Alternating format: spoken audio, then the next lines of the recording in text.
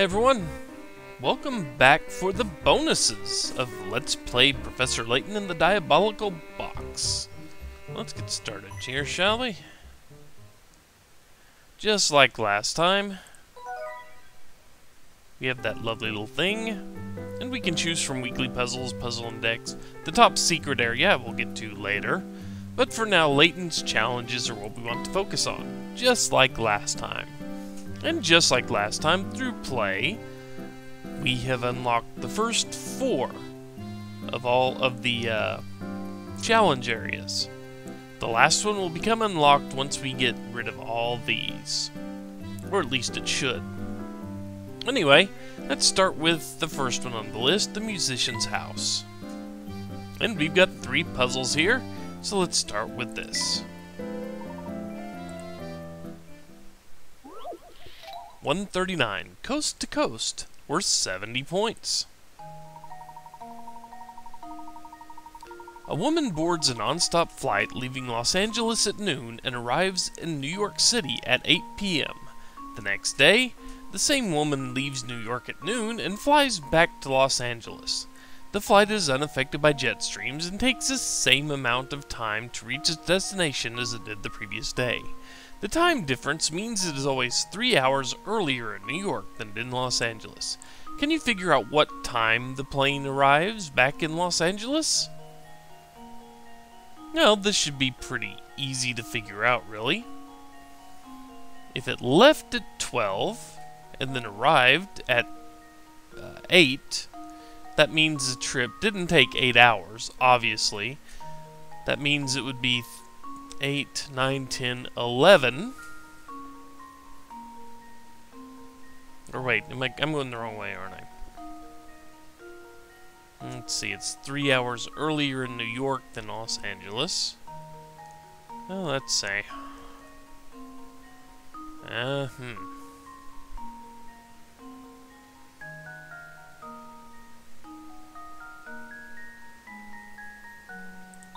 Which, of course, the real time difference is, not 3 hours. It's not 3 hours, it's actually 4 hours between the two.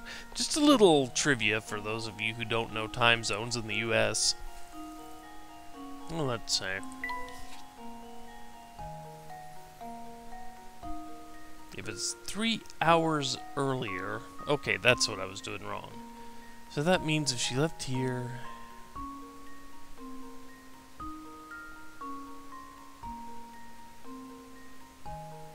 That means it would be 3 hours.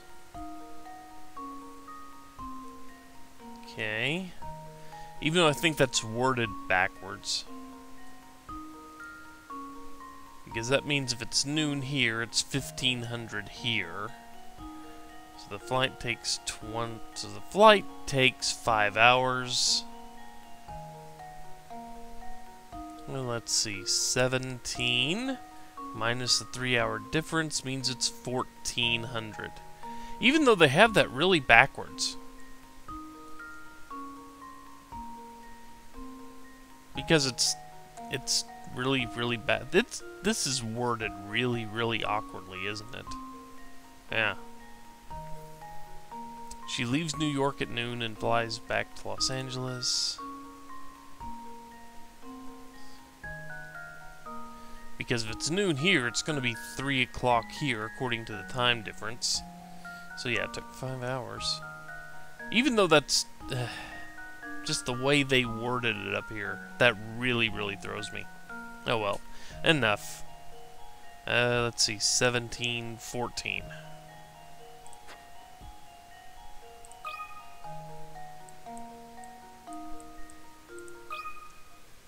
Just leave it to me.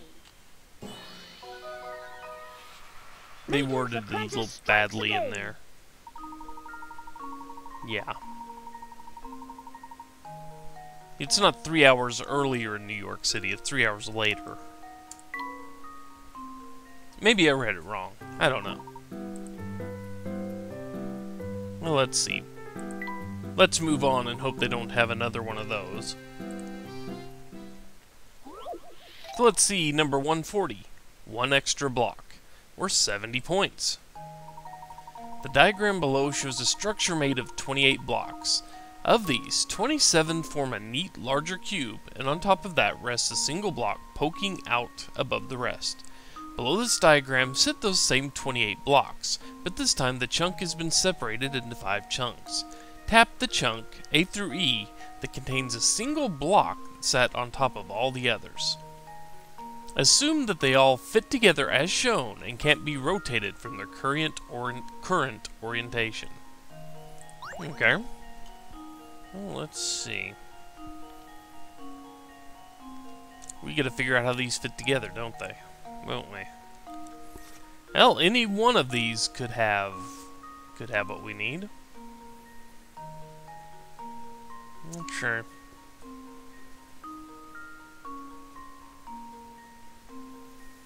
Well, let's see. B has its piece definitely sticking up in the middle here.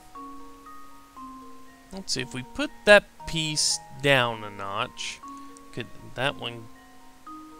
Nope, that one couldn't work. So B cannot be on the bottom at all. B couldn't be on the bottom. B would have to be up, because C would not fit in there if B were on... Yeah, C just wouldn't fit. Neither would E. Or D. Or A. So B can't be on the bottom at all. Well, knowing that, all these pieces have to be C, D, and E. Yeah, if C, D, and E put together, they form a pretty decent base. Yeah, they would form the base. That means it's either A or B that stick out above the top there. Well, let's see.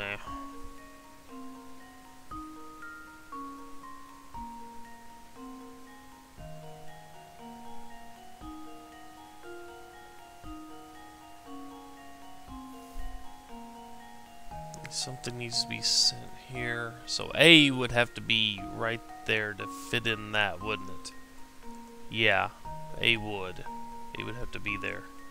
So it looks like B's our only choice that actually works. This should do the trick. And there we have it.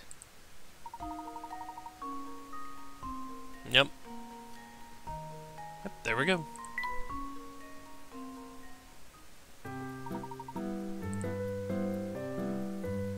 In Disappearing Act 6. More high-Q puzzles. Peg Solitaire, whatever you want to call them. Number 141, Disappearing Act 6, worth 99 points. Just as before, you can move any ball on the board below as long as it satisfies the following conditions. To move, jump your selected ball over an adjacent space occupied by another ball onto an empty space, blah, blah, blah. We've seen it before. We've seen it 5 times before. So let's take care of this, shall we? Just so I don't mess up too badly here. I want to do that. And then I believe I want to jump down. I want to jump down. Yes. It's been a while since I've done this. I used to have this just perfectly memorized, but it has been a little while. Okay, let's see.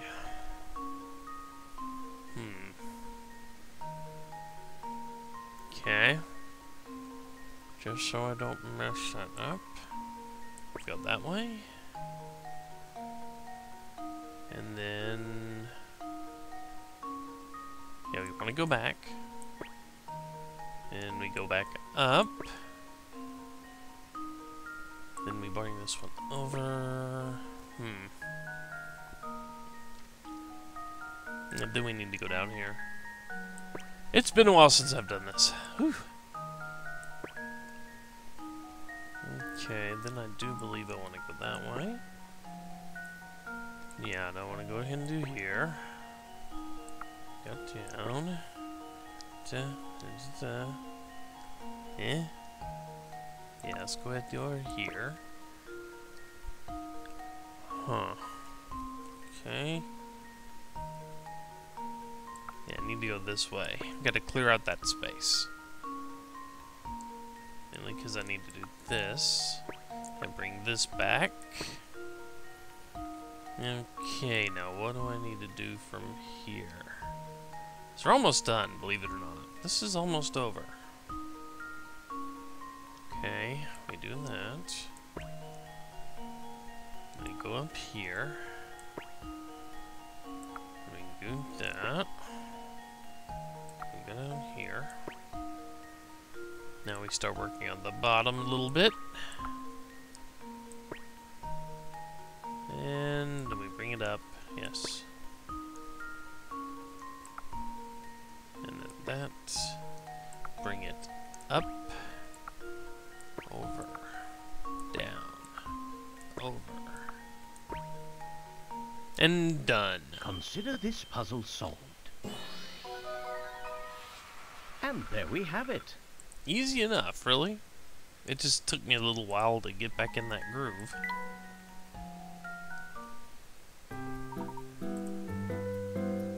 And the musician's house is taken care of. So let's move on, shall we? The Tea Master's house. Lousy freaking tea.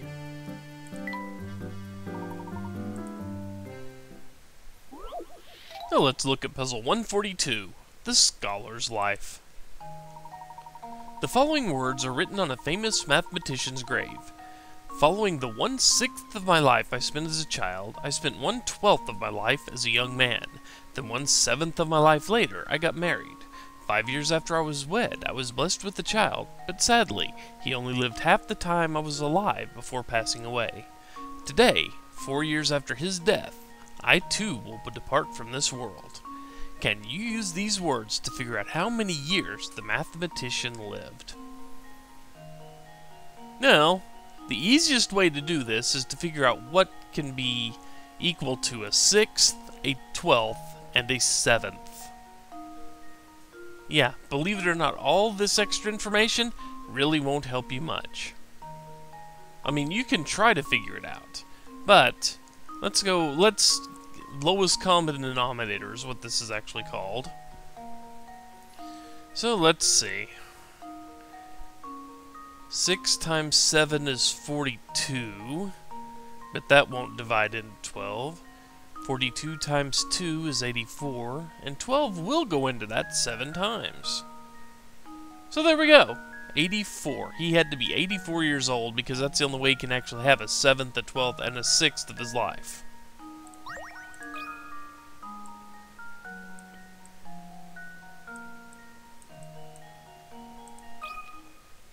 Here goes. Bingo.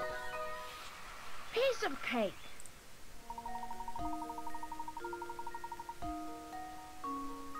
I mean, you could do that, but just because it does give you the algebra needed, but it's kind of useless.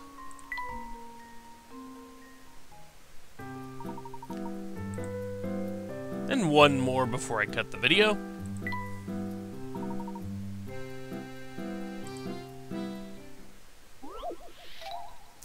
Number 143, letter calculations, were 60 points. If you take the problem 11 times 11 equals 121 and replace the 1s with A's and 2's with B's, you get AA times AA equals ABA. Using that same replacement idea, you can also generate AA times AA equals BBCC. New values may or may not have been assigned for each letter. Can you figure out what A, B, and C would equal in the above equation? Well, let's see here. You need to square a number, then get a number that comes in with 2 completely different digits. Like, if this were 1, you'd need 2, 3. Obviously, that can't be 1. And obviously, it has to be 4 digits. So let's see. The easiest way is to actually go 1, 2, that's what is it? 44 times 44. I'm going to break out the calculator for this one.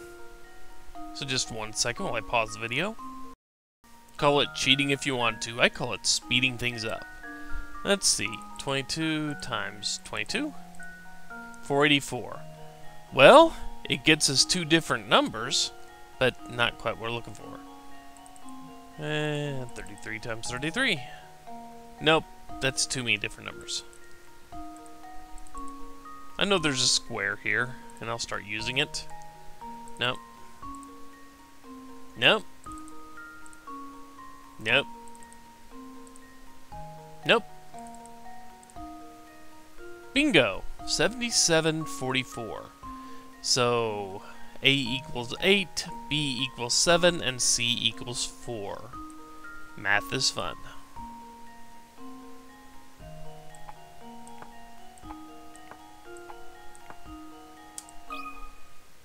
Here goes. Layton's apprentice strikes again. Yep.